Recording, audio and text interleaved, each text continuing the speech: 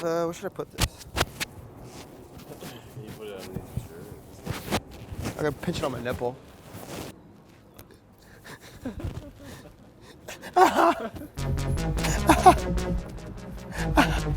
Keep going. Left, left, left, left. There we go. What's up, guys? Brendan Meyers here, and today I'm going to be talking about muscle imbalances. Where? Within a tree. Decided to do a muscle up and get up here really quick for you guys to make this interesting, make this video a little interesting, because you know what? Muscle imbalances are pretty interesting in themselves. And what we really need to understand about muscle imbalances is, first of all, musculature has a lot to do with it. What I mean by musculature is the kinesiology of that specific muscle. So where's the insertion point and where's the origin point? So if you look at my biceps, let's start off really easily like this. It's gonna be hard to see from all the way down there, but if you see my bicep, my right bicep, it inserts a lot higher up on my arm, right? Here, my bicep inserts a lot lower. And you would think that I tore my bicep, but that's actually not the truth. What the truth behind this is that my insertion point is just higher up.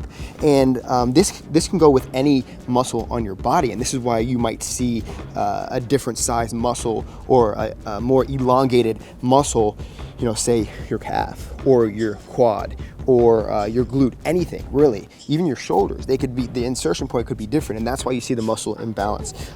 So putting that aside, okay, that's one thing that we don't really have control over. But what we do have control over is the strength and the power behind each muscle that is being provided. So a lot of individuals, when they start out 13, 14, 15, 16 years old, they start working out and they say, wow, my left arm is so much stronger than my right. Why? Because that's our dominant arm, right? But there's ways to get around that. And I'll provide to you a couple examples. First of all, when I was 14 years old, I went to go do bicep curls, right? I went to go do bicep curls, and I took a 15-pound weight. I was like 119 pounds. Took 15-pound dumbbells, and I went to lift, right?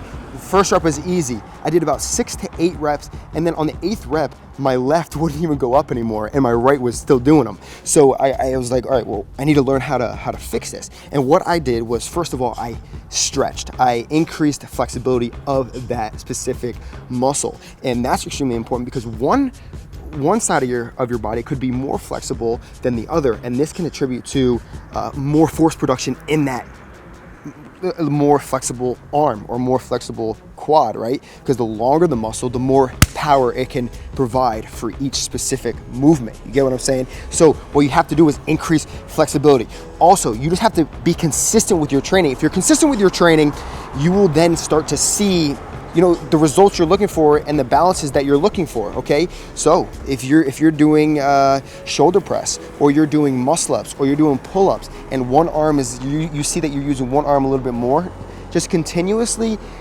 practice that specific exercise, get stronger, and then start to use your left a little bit more in that specific movement. You get what I'm saying? And that's with two hands. Now, if you really want to fix this muscle imbalance, then I will tell you one thing. The best way to fix this is doing single arm exercises. So let's say you want to do a one arm push-up, right? For a beginner, you sound like that's impossible. I can't do that. Well, now if you go onto your knees, right, or you bring your hips closer to the ground with your knees on the ground, now you can do that one arm push-up, and now you're focusing on that muscle group, okay? Or you can go into the gym and do bicep curls with just one arm, right?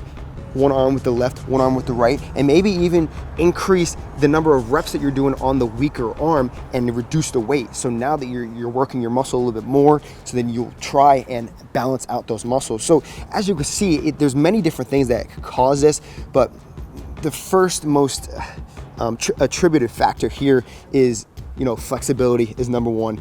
Number two is dominance, right? If you're more right or left dominant, then you will see a muscle imbalance. But if you're consistent and you do what I just said in this whole video, then you will definitely see results, and you'll be able to get up into a tree with both of your arms and talk about muscle imbalances.